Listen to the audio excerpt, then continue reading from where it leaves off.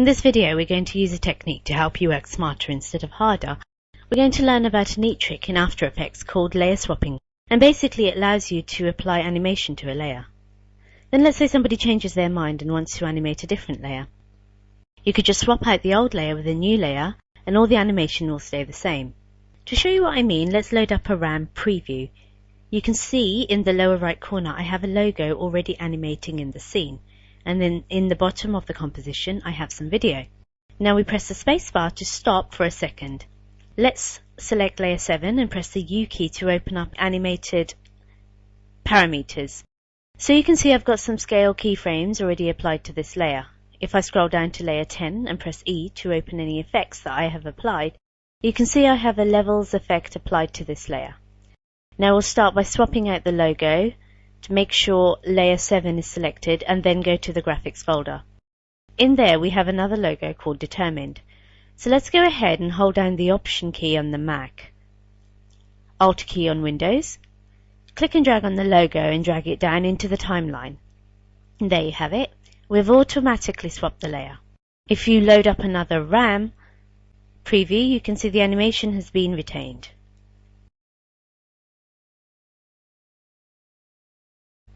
Let me press the space bar to stop playback.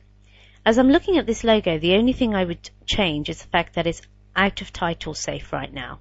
So I'd put it back in title safe.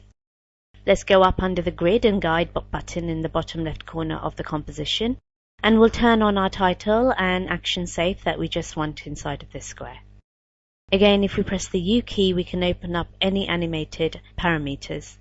Since the scales have been animated, but not the position, we can easily just reposition this inside of title safe, and then as we scrub through, you can see the animation has not been affected whatsoever. Alright, now let's deal with a slightly more complicated issue, and that's our background video. Now just so we can see things more clearly, I'll turn my title and action safe off. Alright, with our video layer I have an effect applied to its levels. So I want to go ahead and just swap out this video, but I want to be able to adjust the levels for my new clip. So let's open up the video footage folder and let's choose the Stairs Run Up movie. Now if you hold down Option on the Mac, Alt on Windows, you can click and drag down into the timeline, and look what happens, the video disappears. This is quite common whenever you're working with multiple sources from multiple places. A lot of times you have different resolutions of footage or different lengths of image. So let's do a little deductive reasoning here and go up to our project panel. If we click on our Stairs Run Up movie, you can see it's 30 seconds long, and then if we click on our Stair Run Down movie, it's 2 minutes long. So there has to be a better way to swap.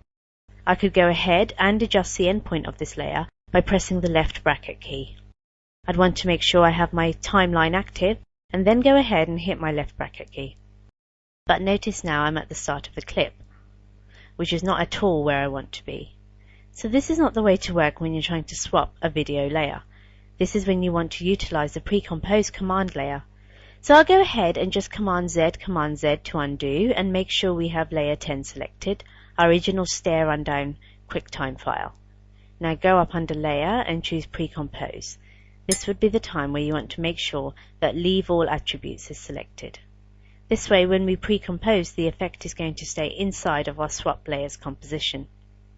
Now I'm going to go ahead and click OK, since I have the proper selection pre-compose. Now we just have a composition for layer 10, and if we press E on our keyboard, we can see that the levels effect is still there. Now if we double click on layer 10, we've opened up our pre-composition. Now in here we don't have to use the Option command, we can just go ahead and double click on our Stairs Run Up QuickTime. Now if we quickly scrub in the layer timeline, just by grabbing our current time indicator, we could choose our endpoint for this layer. So I'll just go ahead and click the left bracket. Now I can go ahead and drag down the timeline and make sure I have at least 10 seconds of video, and I'll trim my out point. Now we can drop this in the composition just by clicking this Overlay Edit button. Now when we've done that, you have noticed just how much shorter our clip is than layer 2. But let's go back to our swap layers composition for a quick second. Notice this doesn't look quite right. Well, if we look at our current time indicator in the timeline, it's at 1 second. Let's go ahead and drag it to the front of our timeline, and you'll notice we still have our old video clip. When you move between compositions, the current time indicator stays in place. So I can go to the stair rundown comp, and you notice my new video hasn't even started yet. So let's go ahead and just click and drag that down. Now my new video is a little smaller than I expected. So let's go ahead and press S to open up the scale, and we can just scale it up a little bit. I know this causes a slight loss in image quality, but since it's under so many graphics, it's going to work just fine. Now, if we go back to our swap layers comp one more time, notice that our runner is hidden between all of these graphics. So let's go back to our pre-comp one last time and just change the scale. I'm going to unlock the scale for this layer. If you don't have your scale property open, go ahead and just press S on your keyboard. Now I'm going to unlock the scale parameter, and we'll just click for the X value and change it to -108. Now when we press enter, she's flipped around. Since we don't have any words or anything in this shot, this is going to work perfectly well. Now we can close our pre-composition, and in our original comp here, all we have to do is make our levels adjustment. So since we have our levels in for layer 10, we can just go up to our effect controls and then make adjustments in the histogram. I'm going to click here to bring the black levels down, and I'll click on my grey levels and just bring them down as well, just to kind of give it a little bit more contrast to pack in the scene. Okay, we may have to increase the black levels again, so we've successfully swapped out a logo and we've learned a workflow to swap out our video. I hope you enjoy working a little smarter with swapping layers.